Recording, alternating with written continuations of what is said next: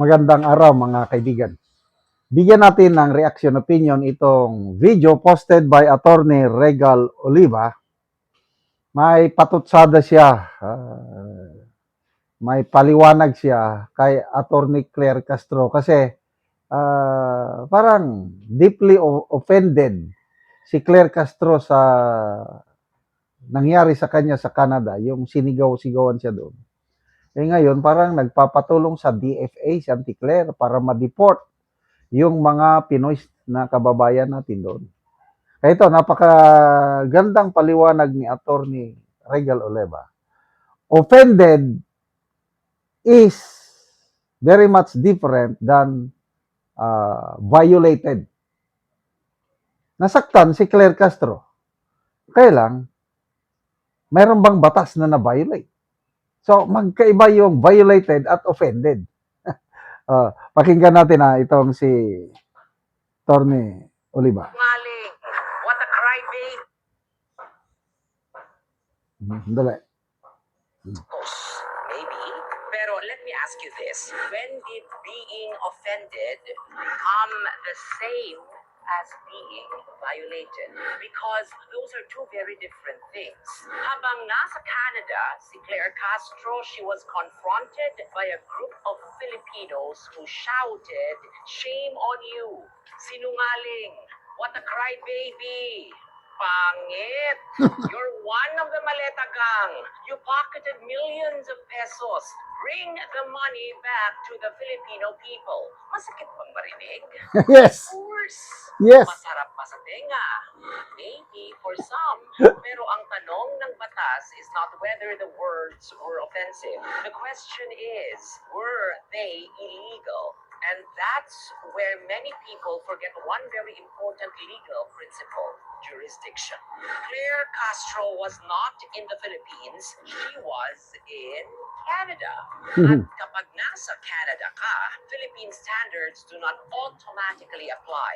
Philippine criminal laws do not magically travel with every government official who boards an international flight. Canada has its own laws, its own constitution, its own courts. And one thing Canada fiercely protects is freedom of expression, especially political expression.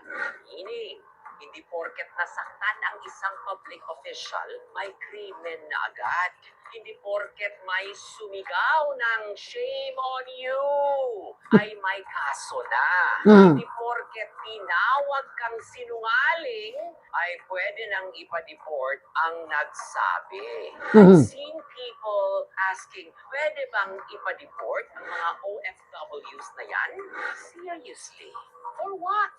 For expressing political opinions? For criticizing a government official? For refusing to applaud? That's not how Canadian immigration law works. Hindi extension ng immigration law ang ego ng kahit sinong opisyal. People are deported for grounds recognized by Canadian law, not because they embarrassed a visiting official. At ito ang medyo ironic. We admire countries like Canada because they protect civil liberties. We praise them because people can criticize politicians freely. But the moment that freedom is exercised against someone from our government, biglang gusto natin patahimikin ang nagsasalita. Biglang gusto nating ipa-deport. Biglang gusto nating parusahan. Funny how we love freedom until freedom disagrees with us. Now, to be fair, freedom of expression does not mean every accusation shouted by protesters is true. Hindi porket may sumigaw na "you pocketed millions" ay guilty na ang tao. Courts decide guilt. People express opinions. Magkaiba ang dalawang iyon. Wow. Here's the other side of that coin. Public officials also cannot demand that criticism disappear simply because they find it offensive. Kasama sa public office ang public scrutiny. Minsan, palakpakan, minsan, at minsan may sisigaw ng "shame on you." Ganun talaga ang demokrasya. Hindi siya laging polite. Hindi siya laging elegant. Hindi rin siya laging comfortable. If Claire Castro truly felt threatened, she absolutely had the right to seek help from Canadian authorities. That's exactly how the rule of law should work. Let Canadian authorities determine whether Canadian law was violated. But if what happened was simply political heckling, protected by Canadian law, then democracy did exactly what democracy is supposed to do. Kaya siguro, before calling people mga bastos, we should also remember this. In a democracy, respect cannot be compelled. Mm.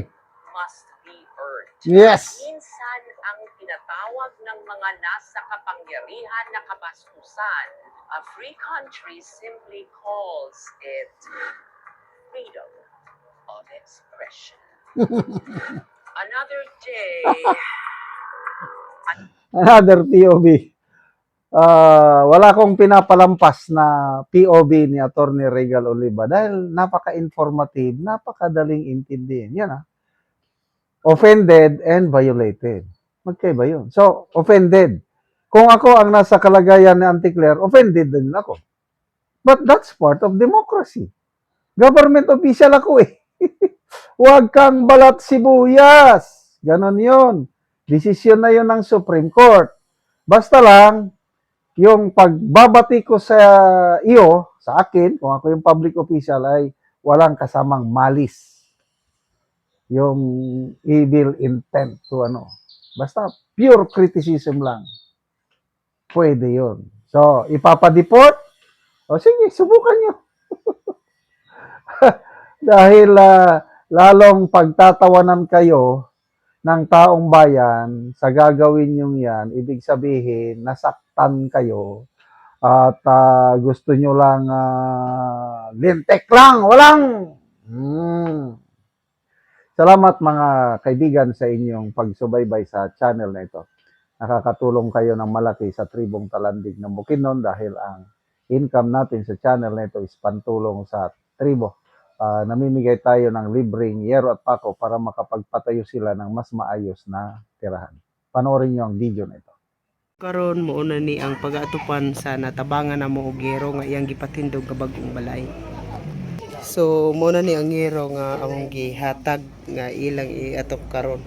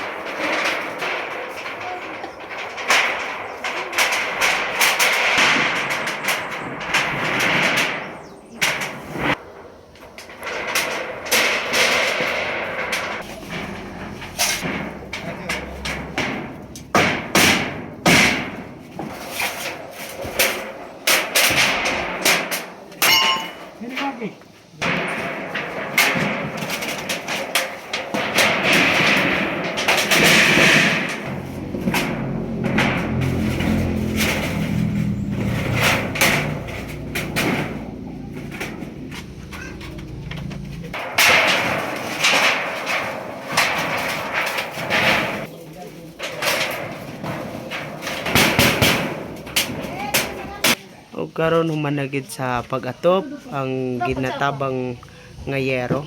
So nag-atop na gid sila ang nagpatindog sa ilang balay. Kaya kung pagpasalamat sa atong makagagahom nga idiyahan siya sa kanang mga nagdumala ning sin hinaut dako kay kung pagpasalamat kay nakaatop gyud ko malipayon gyud kay ko karon nga nakadawat ko.